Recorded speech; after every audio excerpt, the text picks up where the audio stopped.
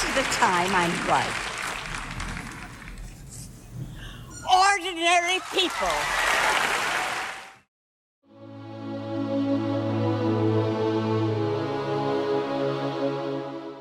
To say that Martin Scorsese's 1980 film Raging Bull actually deserved to win the Oscar for Best Picture is not to say that Ordinary People was undeserving. Ordinary People is a great film, an emotional film that packs a wallop, and it is brilliantly acted and directed by Robert Redford. It's just not Raging Bull, which the American Film Institute ranked as the 4th best film of all time in 2007. That might be a little high, but it is inarguably a masterpiece. Raging Bull is, to my mind, the single best American movie of the year. It's so refreshing to find at the end of the year a director and an actor working right at the top of their form. One that has been voted the best film of the 1980s in numerous polls and by multiple organizations, including the Chicago Sun-Times and its famous critic. Some art is simply ahead of its time, or it's too complex, or it makes people uncomfortable.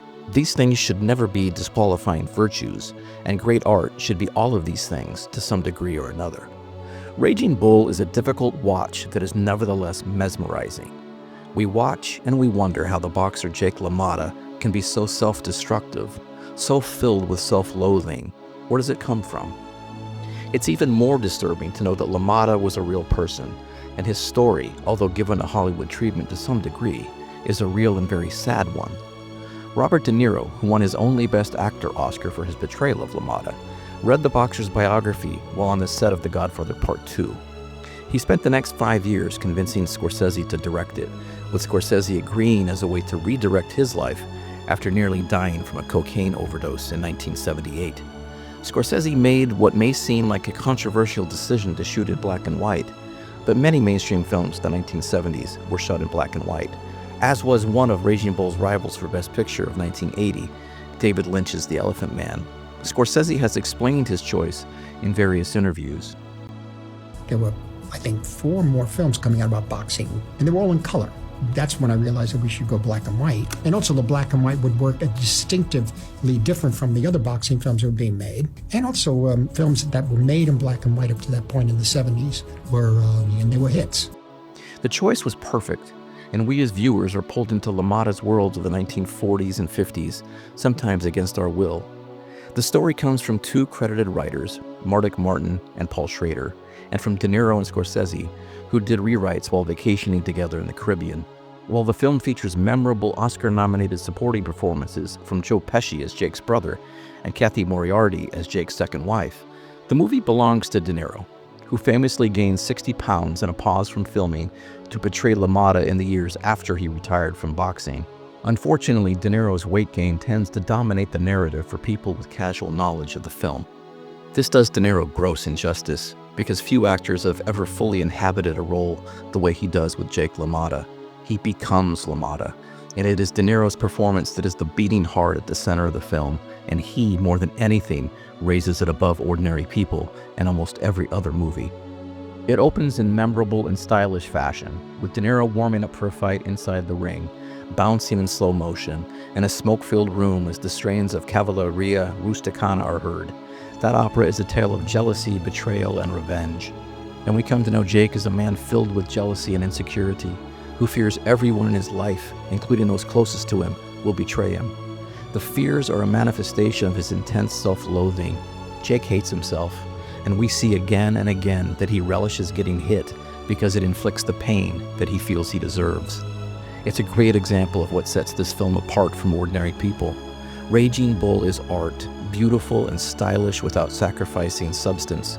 Michael Chapman's photography never fails to stun, and Thelma Schoonmaker collected a well-earned Oscar for her editing, which weaves the narrative with exact precision. It refuses to back away from this character who is despicable, who says and does things that make us cringe. If we weren't in the theater, we would turn away and never look again. Scorsese forces us to watch a man who is his own worst enemy, who succumbs to the worst impulses and aspects of himself, no different from Shakespeare's Othello or King Lear. Jake's life, as it unfolds, is a story of our universe itself. It is a tale of entropy, in which a system cannot remain ordered. It must devolve into disorder and chaos. Jake's world just devolves faster than most. His first marriage ends, highlighted by the famous scene in which he yells at his wife not to overcook a steak before he overturns the kitchen table.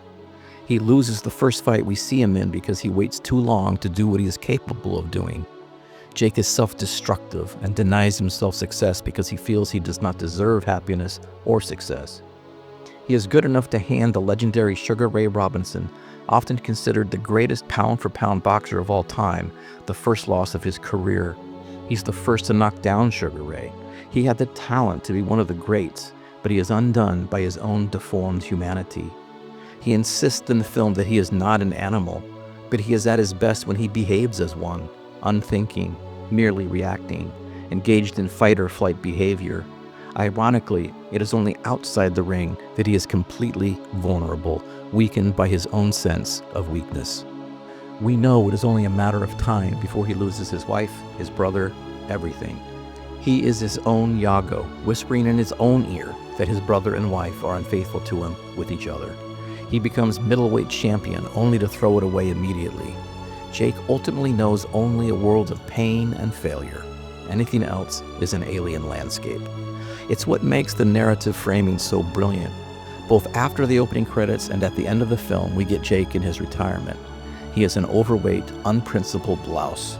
He has nothing and nobody, and there is no better image that captures who and what Jake is than him pounding at a jail cell wall, trying to convince himself that he's not an animal.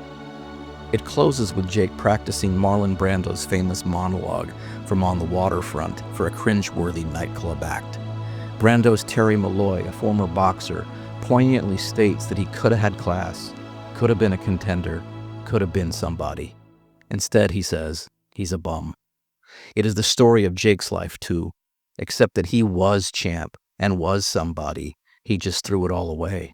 He is a bum. And we are left shaken by the things in Jake because we fear they are also inside of ourselves. Raging Bull, the actual Best Picture of 1980.